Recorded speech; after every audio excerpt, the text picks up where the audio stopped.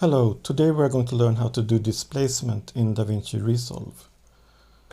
So what is displacement? You can see here it looks like a wave pattern that is distorting an image.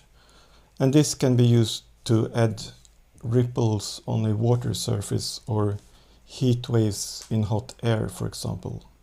And you may also have seen it in movies like The Predator.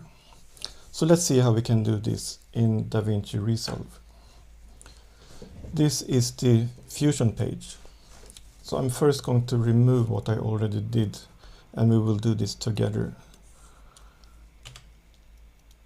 So my setup here is this image, and I want to displace this using a Displace node. So let's press Shift space and type displace. And connect this after our plate and hold the Shift key to connect it.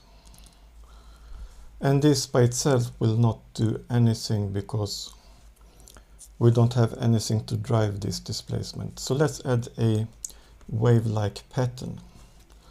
So for this I'm going to add a plasma. So type Shift space and plasma. And if we look at this in the upper left, you can see it has a lot of color channels. So if I press the red key, green, blue, alpha, we basically have 4 different versions. So let's stick with the alpha and look at this.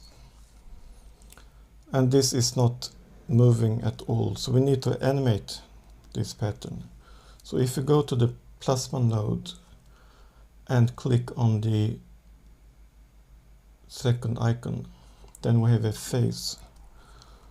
So I will go to the first frame and add a keyframe by pressing this key icon. And next go to the last frame and type in the face 1. And now if we play this, it will cycle through a full face. And now we can use this to drive our displacement. So let's take the top input on the displace and connect this to the plasma. And next on the displacement node, if you double click and then change the refraction channel to alpha and the light channel as well to alpha, then we are using this alpha channel here to drive this refraction here. Okay, so let's see what we can do with this. So we have an offset is just making a more or less, and the strings increase the effect, as you can see here. And the light power will add a light refraction on top of the ripples. So add a little bit so we can see something. And the angle is the angle of the light source. And then the spread is the softness of this light reflection. Okay, and let's play this. And you can see it's a bit slow, so let's wait until this caches. Okay, now we have the full setup, and let's look at this again. So this is the version that we made together.